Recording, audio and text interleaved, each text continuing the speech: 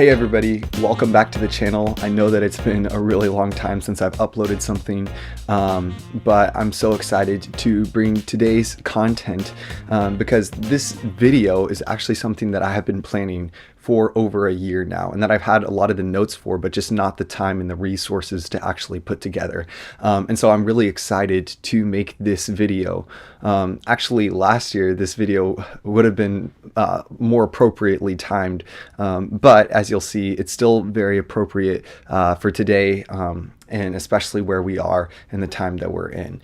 But as you know, this video is about abortion and what the Apostolic Fathers, the Church Fathers, the earliest ones, just a little bit after Nicaea, as well as the Second Temple Jews before them, before even Jesus, and some around the time of Jesus, thought about the idea of abortion. Now, me making this video right now is not something that I initially imagined myself doing before I actually picked up these primary sources and read them for myself. You see, about probably 2 or 3 years ago is when I first started to pick up these primary Second Temple Jewish sources. And a little bit later, I would start to get a little bit into the Apostolic Fathers. And the first literature that I read was First Enoch. And I saw that it mentioned abortion. And I thought, well, that's interesting. And I continued reading, and I came across the Sibylline oracles, and they also mentioned abortion. And I was like, well, that's pretty interesting.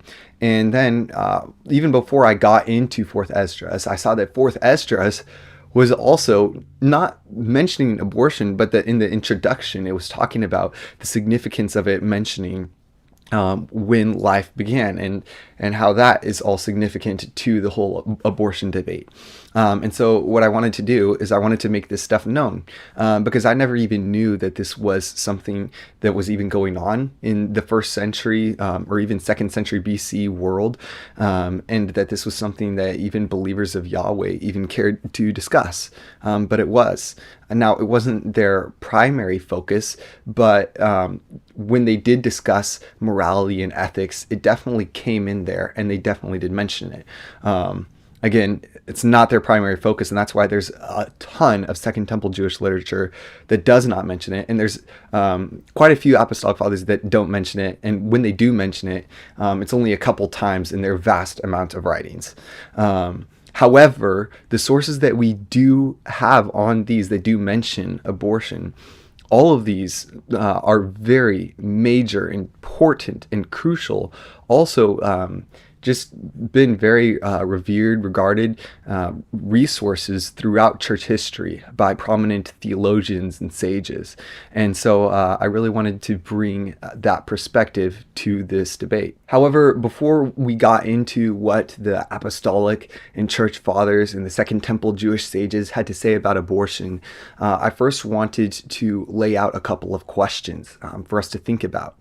And I think it's important for us to do this when our guards are low and before we actually get into the text and see what they have to say for themselves, so that we can be honest about ourselves and how we're going to approach these texts before we do come to them. I think it's important that we ask ourselves if we're going to read these people on their own terms.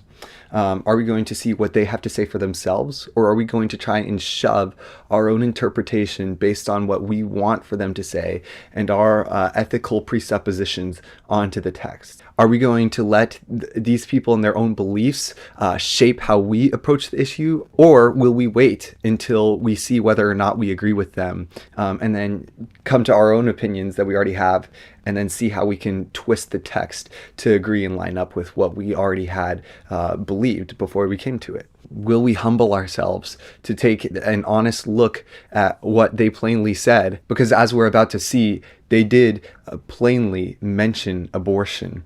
And so are we going to read it on their terms? And are we going to take a humble look at ourselves to see what they honestly said for themselves? And at least reconsider our position?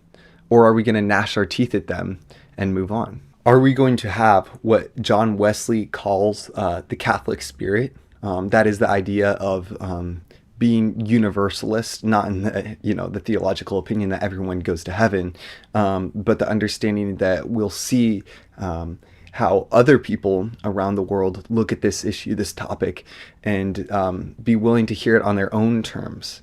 and see what they have to say. And this is really important because when we look at things like the Apostles' Creed, which is mentioned all around the world, at least on a weekly basis, especially by mainline denominations, this is what it says. It says we are confessing that there is really one holy Catholic, and in the Nicene Creed, an apostolic church.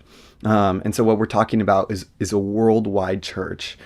That's what the word Catholic means, is worldwide, and then holy, and that means just trying to follow God and be set apart as he is. So are we going to conform ourselves to the Catholic worldwide church, and are we going to live up to the standards that they have set, or are we just going to try and live on our own terms and live according to our own personal church and what we want it to be? I just wanted to bring those questions before I got into the content of what these people actually had to say, because I think it's crucial to mention this before we get into these texts, see what they say, and then come to our own conclusions from that. I even really like what Karl Barth says, how he juxtaposes this commandment to honor our fathers to our spiritual fathers, the church fathers, the Second Temple Jewish sages, which even, as we'll see, the apostles referred to in their own writings in the New Testament that we read all the time.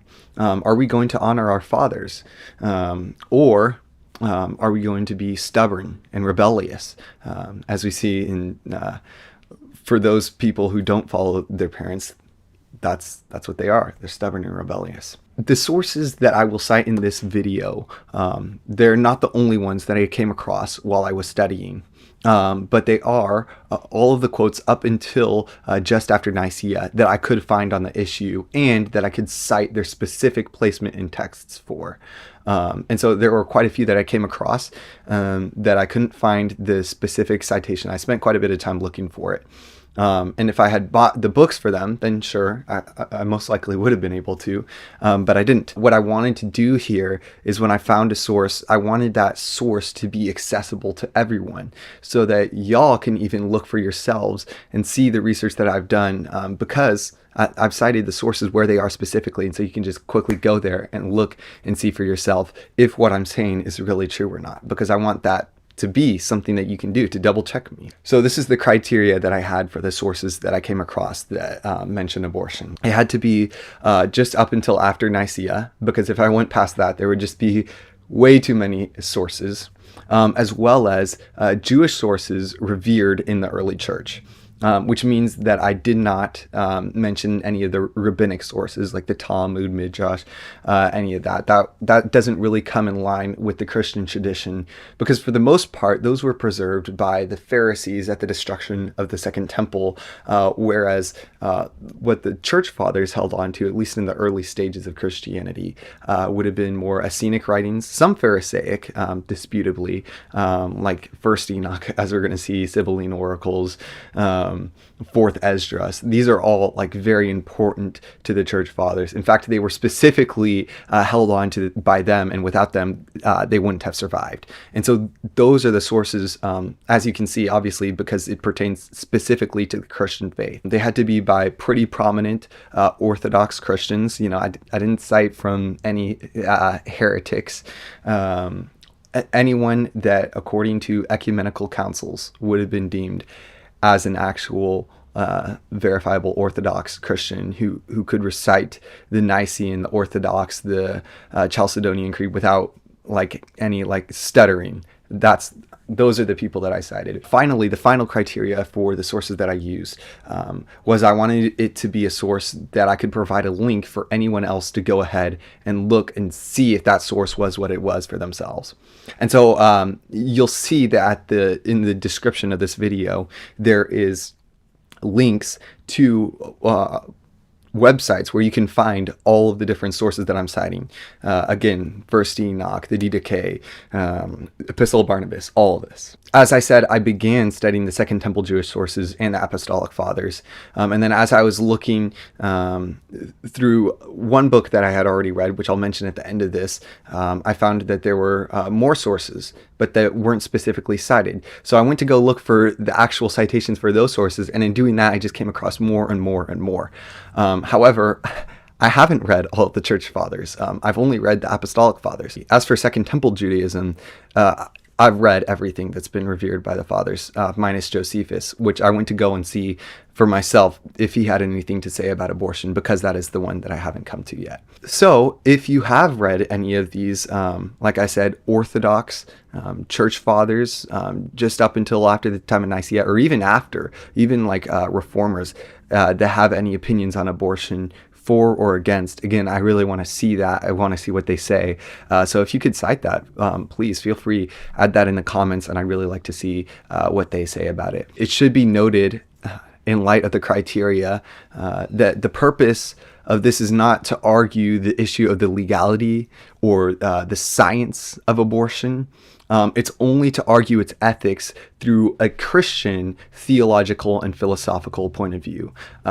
So before you get all angry about, oh, okay, well, the science, well, the legality and the amendments, that's not the purpose of this video. That may be the purpose of a future video. If you're interested in that, then please put something in the comments, but that's not the purpose of this video.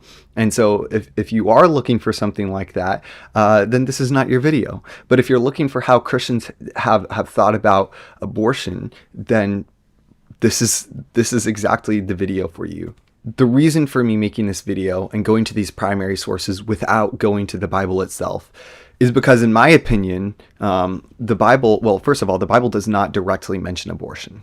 It just doesn't. It doesn't even use the word abortion. The quotes that I'm going to go through, all of them minus one, use the word abortion itself. And you can look through whatever translation you like. It uses the word abortion. It's talking about abortion. However, the Bible does not mention abortion. Now, whether or not it makes statements, philosophical or theological, that could apply to the abortion debate is another thing. And there are obviously people who have already argued that. And there are very few parts of the Bible that I think actually have significance for this debate. And maybe I'll make stuff on that in a future video. But this video is to see the people who are making explicit statements about abortion. They're using the word, they're referring to what is happening. And they're giving the theological, philosophical, Christian worldview about abortion. And so depending on the reception of this piece, I may or may not look at some disputed Bible passages and what they have to say on abortion. But I did want to say abortion was not the focus of the Bible, and that's why it wasn't mentioned. The Bible not mentioning abortion doesn't mean that it's an insignificant thing. What the Bible does say about itself in Luke 24:44 on to 47 is Jesus is discussing with his disciples right after he's resurrected, and he says that everything in the Hebrew Bible, the Old Testament, or as he says, the law, the prophets, and the Psalms, they're all leading to me, to an anointed suffering one who's going to die on behalf of humanity and be risen from the grave. And so abortion doesn't really fit into that, and it wasn't really something that was it wasn't as a major issue at that time for one way or another, and so that's why it doesn't mention it. But those are all the prefaces I wanted to put before the video, and I think it's important to note those before I get into the sources themselves. So now let's just jump right into it. So in the Second Temple period, we have this text called Fourth Esdras, depending on your translation. Actually, it can be referred to as Fourth Esdras, Second Esdras. You can probably just call it whatever Esdras. You could even probably call it 48th Esdras, and in one Christian tradition or another, you're probably not wrong. But this is a very important and highly regarded Second Temple Jewish text. It was composed probably around 100 AD, which for most scholars is considered Second Temple Jewish, just because that is when, just a little bit after the destruction of the temple. And so that's usually still thrown in there. However, that's when it's composed and when it's put together. But the actual individual pieces, because it's a composite writing of 3 different pieces, that's when it was all put together, is 100 AD, the final touches, other than some Christian editorial marks and interpolations. The one piece that we're going to be reading from this is the dialogue of Ezra and the angel Uriel. And so there's three major sections. There's chapter 1 through 2, which is sometimes referred to second Esdras. 3 through 14 is sometimes referred to as fourth Esdras, and chapters 15 through 16 is sometimes referred to as fifth Esdras. Now, this was a text that was revered even after the Reformation. We see that Christopher Columbus himself used fourth Esdras to convince the Spanish sovereigns to support him on his voyages. And Isaac Newton's own successor, William Whiston, used this text to argue for the imminent ending of the world. Now, as we know, it didn't end very close or soon after Isaac Newton.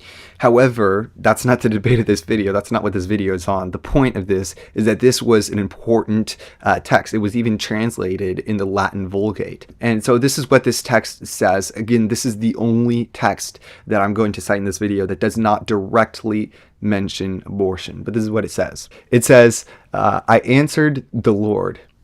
And again, this is a discussion between Ezra and the angel Uriel. He says, he answers and he says, you give life to the body which is now fashioned in the womb, and furnish it with members.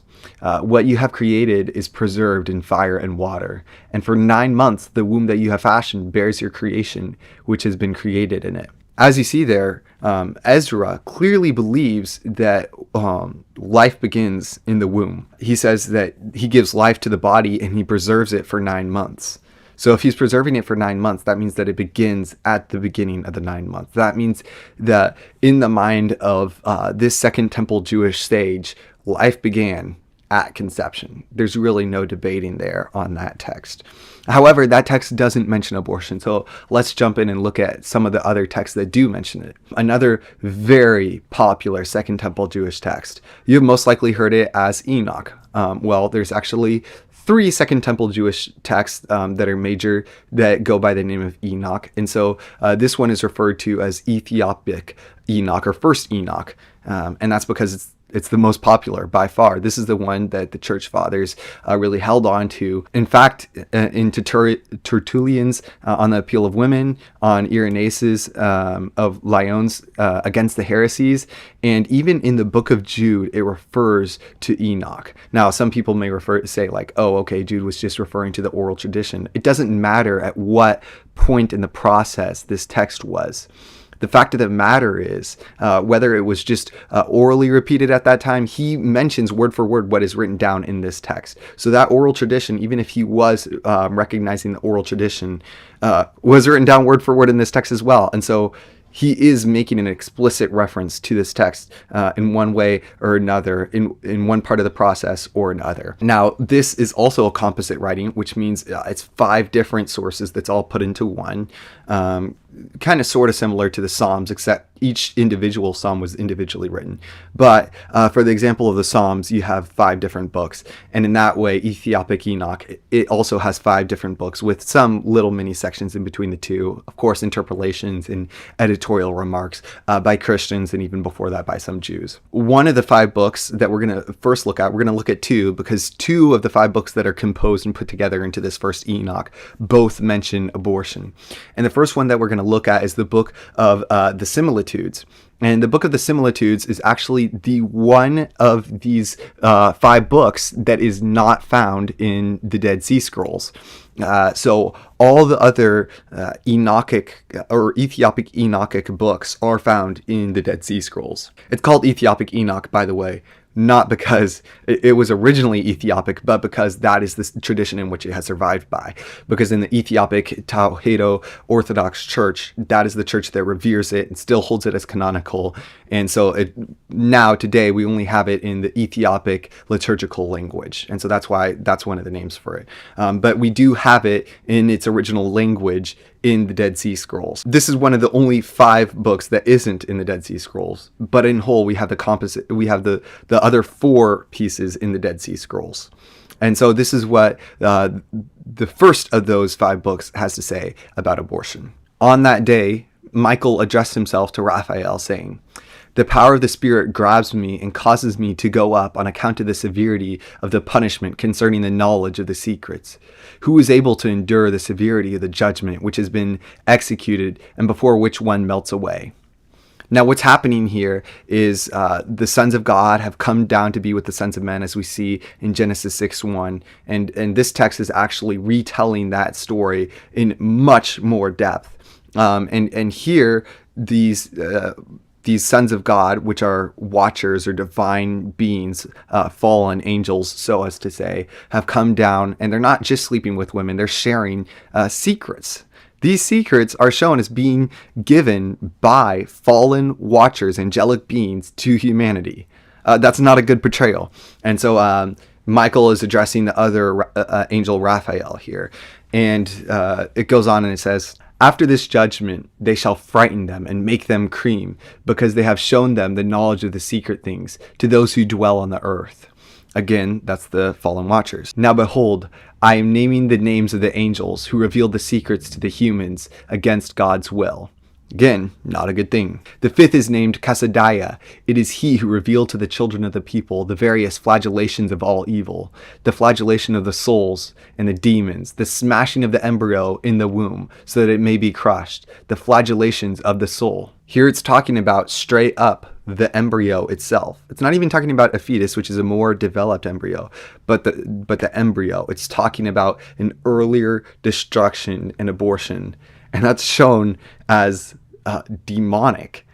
And I think that's even more serious than a lot of Christians, even evangelicals, would present abortion today. But here it is in the Second Temple period, shown as being something that's demonic and that has only been revealed to humans themselves by demons. But that's not it. Like I said, there are 5 different texts that make up this first Enoch.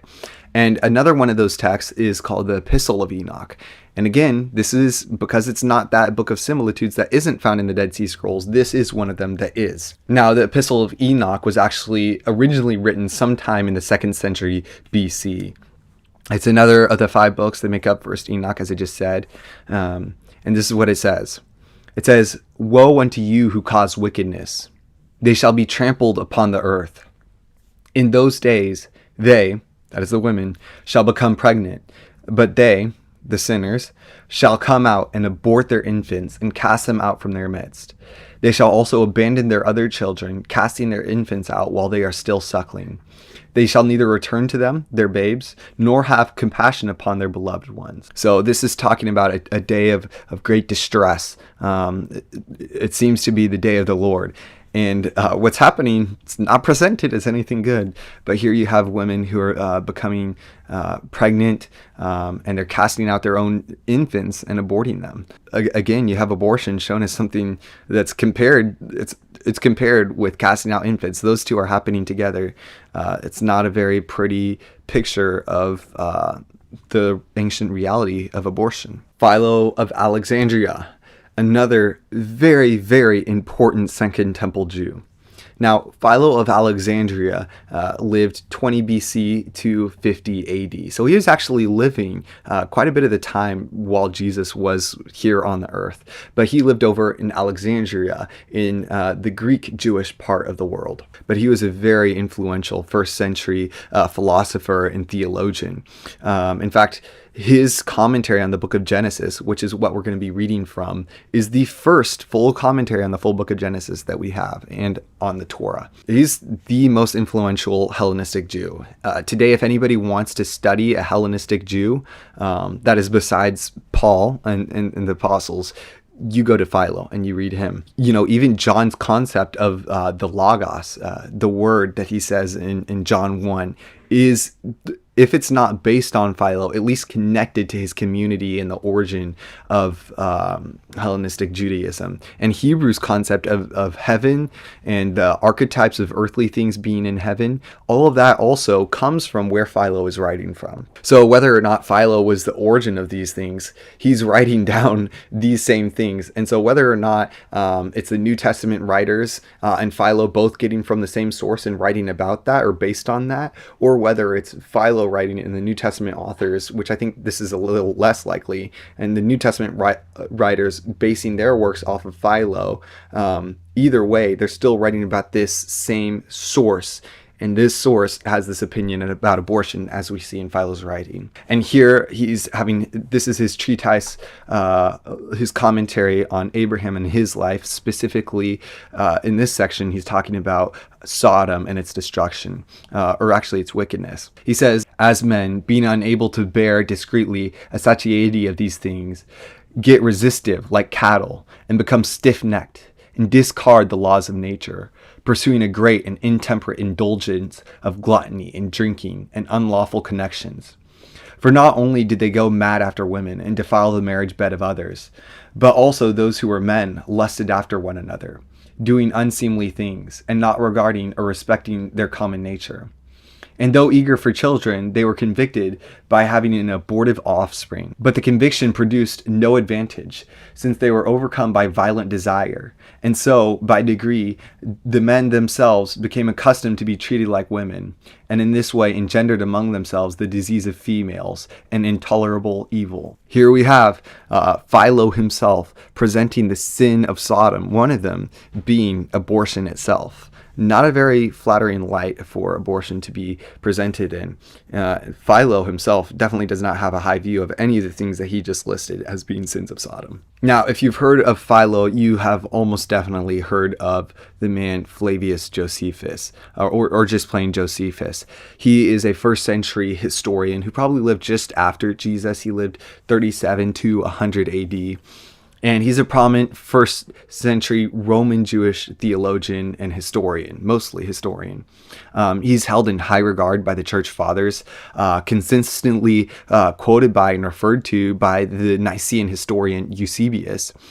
He's noted by the translator of the Latin Vulgate, Jerome, and he's even noted by the Ante-Nicene father, Origen, who, was made a heretic later, but is still in high regard today, despite that. And this is what he says in his second apology against Appian. He says, the law, moreover, enjoins us to bring up all our offspring, and forbids women to cause abortion of what is begotten, or to destroy it afterward.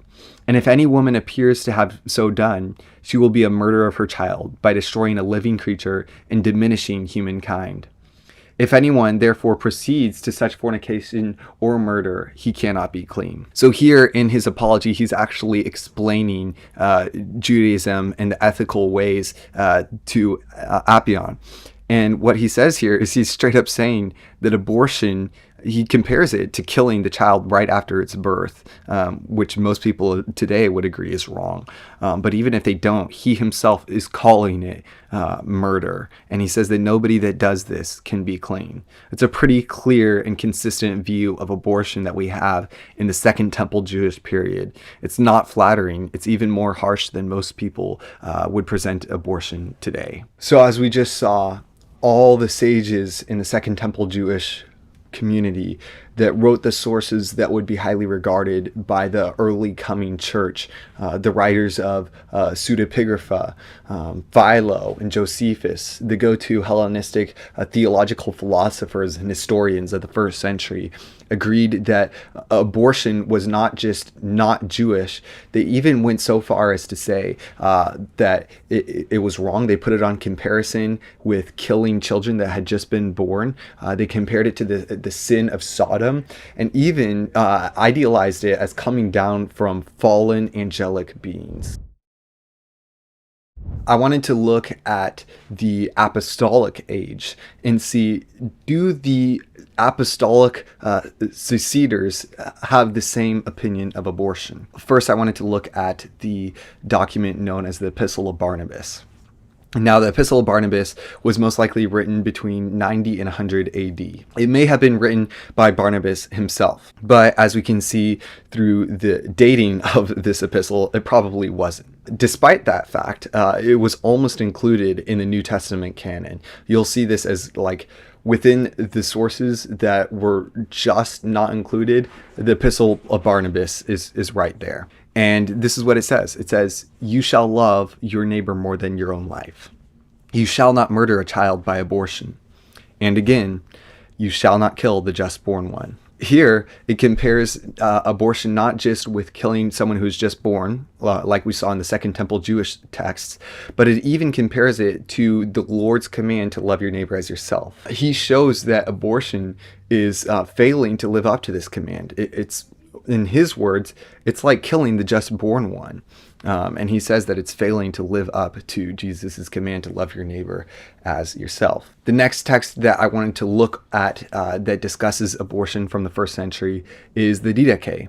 And the Didache was written between 80 and 120 AD. It is the first Christian text focused solely on instructing Christians on the basics of all Christ's teachings and how to follow them. It is, as it says in its opening line, the teaching of the Lord through the 12 apostles to the nations.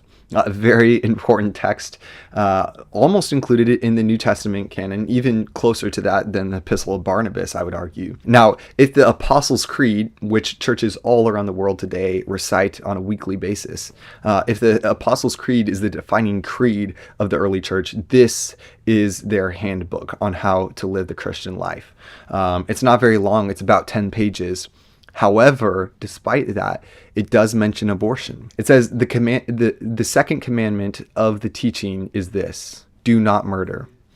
Do not murder a child by abortion. Do not kill the just born one. This again compares abortion to killing the one that is just born, and it even claims that it's murder itself. The last apostolic successor that I wanted to look at was the early Christian apologist, Justin Martyr. While Justin Martyr wasn't technically a successor of the apostles, he was living during that age, the second generation church. He was a prominent apologist in the Apostolic Age, and he very possibly knew the apostles' immediate disciples. And this is what he says about abortion. And again, we fear to expose children, lest some of them not be picked up, but die, and we become murderers. And as we're about to see in the following sources, when we get to the Ante-Nicene age, we're looking at exposing children as being abortion. That's one of the ways that they referred to abortion, is by using the term exposing children. And he's saying that exposing children is murder. Abortion is murder. That's what Justin Martyr himself says. So the Second Temple Jews and the Apostolic Fathers all agreed amongst themselves that abortion was wrong. But now I want to turn next to the Ante-Nicene Fathers to see what they have to say about abortion. Now, when I say Ante-Nicene, I'm not saying anti with an I, but with an E, like the Spanish antes, which means beforehand. So these are the fathers that were before the Nicene Ecumenical Council, the first one. The first father that I wanted to look at is Hippolytus of Rome. Now, he lived 170 to 235 AD. He was a prominent Ante-Nicene theologian and martyr, and this is what he had to say about abortion. He said, "Once women, reputed believers, began to resort to drugs for producing sterility and to gird themselves around, so to expel what was being conceived on account of their not wishing to have a child, either by a slave or by any paltry fellow, for the sake of their family and excessive wealth. Behold, into how great impiety that lawless one has proceeded, by inculcating adultery and murder at the same time. And withal, after such audacious acts, they, lost all to shame, attempt to call themselves a Catholic Church." Here, Hippolytus even goes so far as to say that these women that are committing abortion are not just committing abortion, but he says that it's impious and it's wrong for them to believe that they're part of the Catholic, again, the worldwide church. We see in the Ante-Nicene age another prominent church father and apologist named Athanagoras of Athens. And he lived actually earlier than Hippolytus. He lived 133 to 190. And he says, "And when we say that those women who use drugs to bring on abortion commit murder, and will have to give an account to God for the abortions, on what principle should we commit murder? For it does not belong to the same person to regard the very fetus in the womb as a created being, and therefore an object of God's care, and when it has passed into life, to kill it, and not to expose an infant." Again, it's talking about exposing an infant as abortion. It says, and not to expose an infant, because those who expose them are chargeable with child murder. And on the other hand, when it has been reared to destroy it, but we are in all these things always alike and the same, submitting ourselves to reason and not ruling over it. Athenagoras says that abortion, again, is murder. He says that the fetus in the womb was created by God and that it's a living thing, and that those who kill it or expose it are child murderers. Next, we have the Apocalypse of Peter, and this is a pretty popular apocryphon for the New Testament. It was written sometime between 100 and 200 AD, considered canonical by some of the early church. See the Muratorian canon, which is one of the earliest lists we have of the church canon. And it says, and near that place I saw another straight place, into which the gore and the filth of those who were being punished ran down, and became there, as it were, a lake. And there sat women, having the gore up to their necks, and over against them sat many children who were born to them, and out of due time crying. And there came forth from them sparks of fire, and smote the women in their eyes. And these were the accursed who conceived and caused abortion. So here, the Apocalypse of Peter is actually showing these women who had abortion as being in hell itself. Again, not making a direct statement about abortion, but being pretty explicitly against it. Next, I wanted to look at Tertulian. And Tertulian is a very, very popular Ante-Nicene father. He lived 155 to 240 AD. And he said, in our case, murder being once for all forbidden, we may not destroy even the fetus in the womb, while as yet the human being derives blood from other body parts for its sustenance. To hinder a birth is merely a speedier man-killing. Nor does it matter whether you take away a life that is born or destroy one that is coming to the birth. Here, Tertullian shows that abortion should be forbidden. He says it doesn't matter whether it's in the womb or out. It's both murder, and he says that it's both wrong. And so those are the Ante-Nicene fathers. Even up until the time of the first ecumenical council of Nicaea, we have a consensus by the church on abortion, and even by their predecessors, the Second Temple Jews, that they highly revered. Now, I wanted to take a last look at the early church fathers that came about just after the time of Nicaea. We have Basil the Great, a prominent early theologian that lived 330 to 379 AD. He says, "The woman who purposely destroys her unborn child is guilty of murder. With us, there is no nice inquiry as to its being formed or unformed. In this case, it is not only the being about to be born who is vindicated, but the woman in her attack upon herself. Because in most cases, women who make such an attempt die. The destruction of an embryo, again, not a fetus, an embryo is even earlier than a fetus. The destruction of an embryo is an additional crime, a second murder. At all events, if we regard it as done with intent."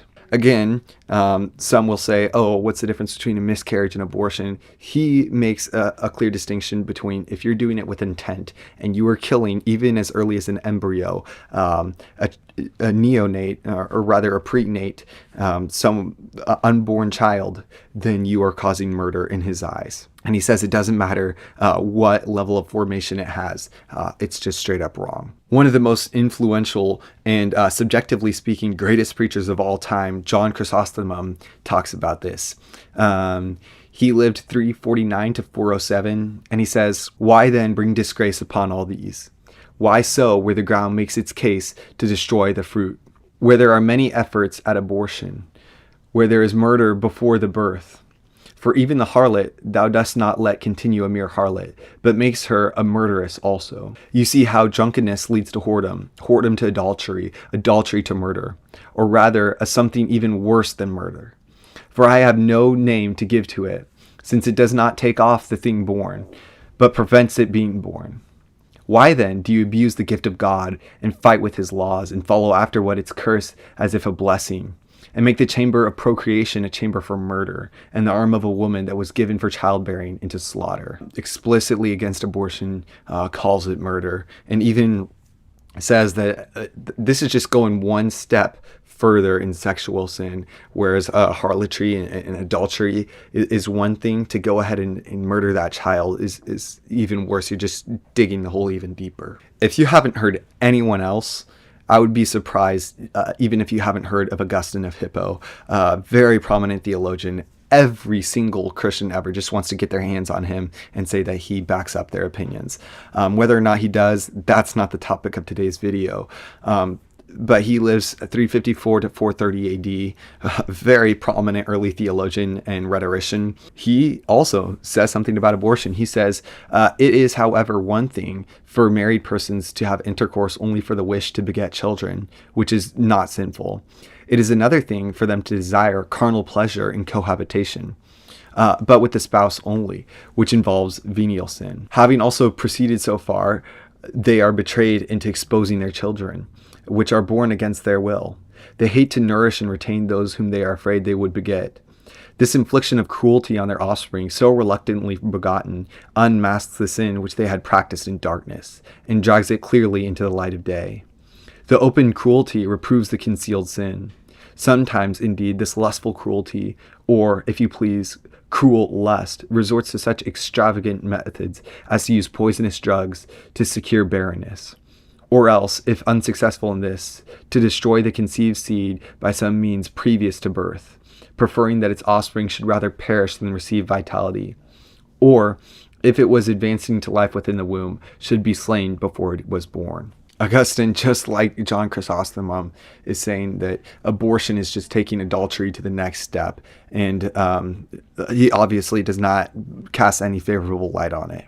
The last saint or church father that I wanted to look at was Saint Jerome. He lived 347 to 420 AD, prominent theologian and Bible scholar.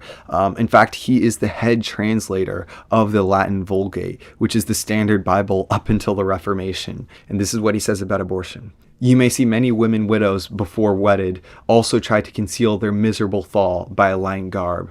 Unless they are betrayed by swelling wombs or by the crying of their infants, they walk abroad with tripping feet and heads in the air.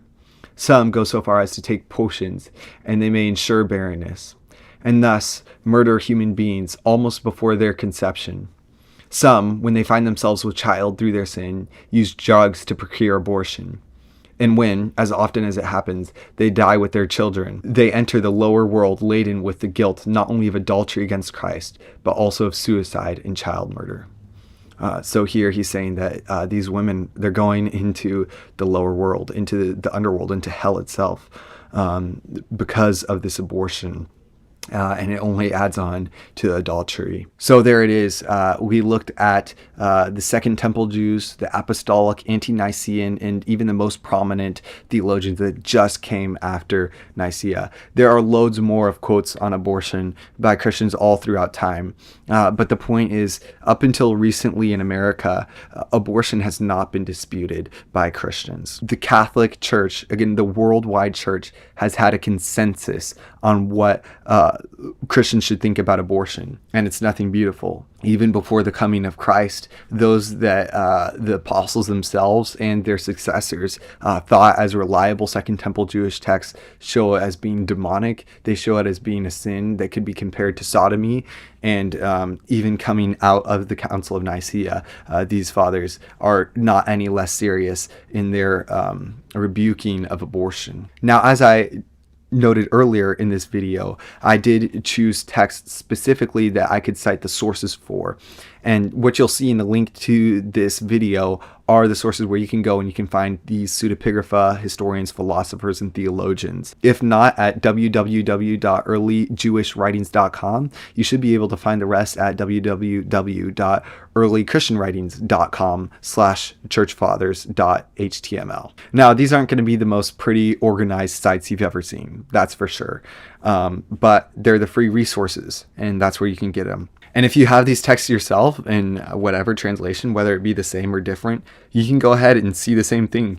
These texts these fathers, these sages, are outright against abortion. Now, I did want to note, in doing my research for this video, I did not look for opinions just that backed up my own views. That's not how I do research. That's not how I originally came upon abortion. I didn't even know that sources from the Second Temple period or even the Apostolic Fathers or Ante-Nicene Fathers even were around abortion or that they said anything about it.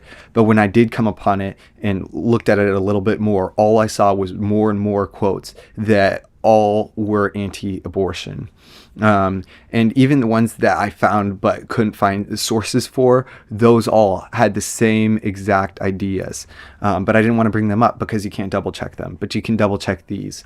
And if you have any sources that say otherwise, I'll be honest, I'm pretty surprised if there's anybody who was pro-abortion in the early church, even in the early Reformation. But please put those sources down in the comments below, as well as cite where they're from, because I would love to take a look at them if you have any. As I stated before, I believe that the Bible has very little philosophical conceptions that have anything to do with abortion or the debate. However, one thing that I do think is pretty convincing is the fact that when Mary goes to see Elizabeth, Elizabeth calls her the mother of her Lord while she still had only conceived. She hadn't given birth. And you see that the baby in Elizabeth's womb is filled with the Holy Spirit and jumps for joy. So there is obviously something happening there. That seems like a pretty good argument against abortion, because the angel, when he comes to Mary, is telling him, you are going to conceive and give birth to our Lord. Well, it seems right there that the biblical author is presenting that Lord as a living human incarnate being before he's even fully formed. Now, I will say that some scholars, while they don't argue the opinion on abortion, do argue whether or not these fathers had so-and-so philosophical view of personhood or theological view of personhood and when the soul or the spirit enters the body. I didn't bring up text on that, number one, because I didn't really see anything on that, and number two, because it's irrelevant to the case when all these church fathers who may or may not have had those opinions, again, I haven't looked into it, were all against abortion. So whether or not we can hold the theology of them not being persons, which again, I'm theologically, scientifically, and legally going to disagree with that opinion. They're stating that abortion is just straight up wrong. Now, it should also be said that the church fathers often do not agree. Now, they agree on all the common orthodox doctrines. Like, that's what makes them the firm foundation for the church. However, they disagree on a ton of issues. And what those are, I can't really get into this video, especially because it's highly disputed. But one of the things that they do agree on that isn't just core doctrine is that abortion is wrong, and they compare it to murder. And I'm not saying that it's murder myself, legally speaking, but it seems that theologically and philosophically speaking, it is murder, especially in the eyes of the consensual Catholic Church throughout all time, and even the Second Temple Jewish sages that inspired them, and which were writing what would influence even the apostles and Jesus himself. And so, again, going back to the Catholic spirit and going back to honoring our fathers and going back to the Apostles' Creed that we recite every single week, are we going to conform to the ways of the one holy and Catholic apostolic church that we say, that we confess every week? Or are we going to disregard this? Now, some may disregard the sources that I just cited. They may say that, well, these people also supported some very unethical and very wrong things. What about the Crusades? What about this? What about that? I don't know about all the things that these people supported. I don't really know about any unethical things that they supported, although I believe it's very possible. However, we also have to look at ourselves and think we're probably supporting things that are unethical, and we're probably not even thinking about a lot of things that are super screwed up and wrong. We have to understand that we are the primates of our own great descendants. So our children's children are going to be looking back on us in the same way that we're looking back on them as primitive thinkers and stupid and just totally scumbags. Now, whether or not they had unethical views or not, that is one thing. However, according to their time, if we judge them based on their time and the views that other people had on their time, They were actually not the conservative thinkers of their time in being anti-abortion. They were those who were standing up against a society that was supporting abortion and that was often doing it in secret. And they were doing it in secret because they themselves thought that it was wrong. I really like this quote by Nancy R. Pearcey, who has a great book on this issue as well as a bunch of other contemporary issues.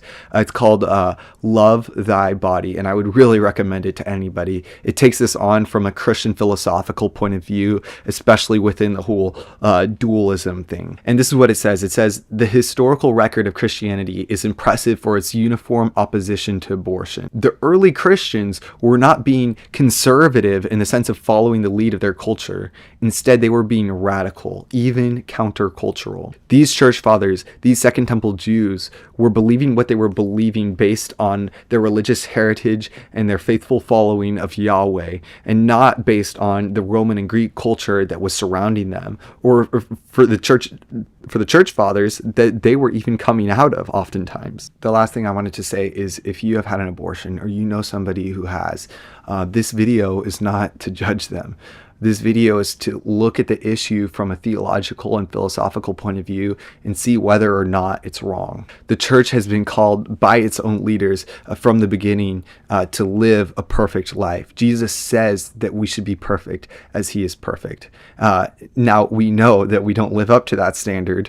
But that's what we've been called to, and that's what we are becoming when we follow Jesus in faithfulness and allow him to sanctify us. However, the church was not called to call this world to that standard.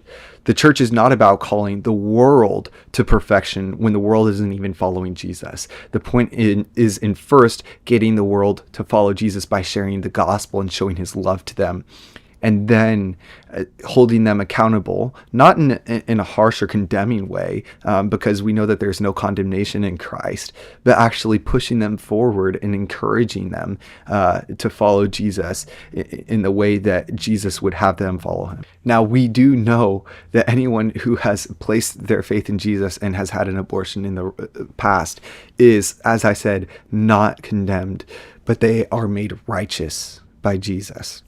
And so that is not something that they have to look back on with guilt and shame themselves, even if they are following Jesus right now. I also wanted to say that we should not guilt or shame anyone who has had an abortion, but we should make clear to anyone following Jesus that he has called them to follow him in faithfulness and his word, even when it's hard, even when it's not our own responsibility, even in cases where we may not have been the people who got into the hard situation where we have to choose whether or not we should get an abortion. Now, this is not saying that hard things don't happen to us, but what it is saying is that Jesus calls us to take responsibility even when responsibilities were wrongly pushed onto us.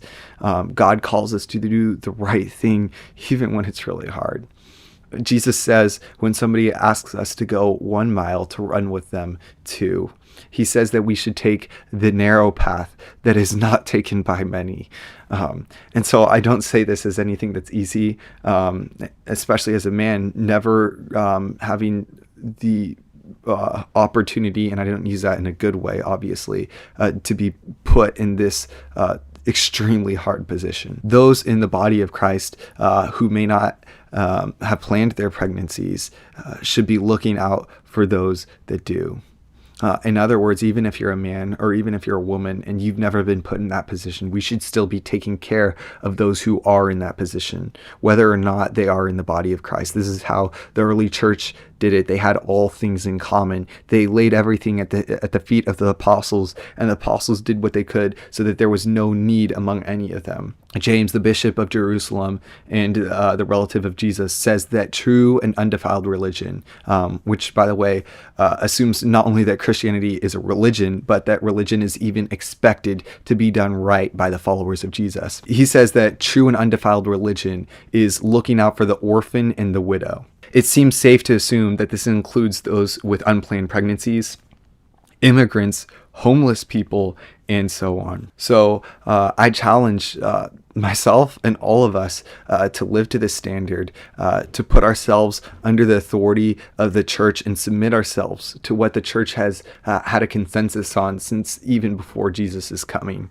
And not only to agree with them, but to live it out and to provide and generously give to those who are in need and who are in that hard position.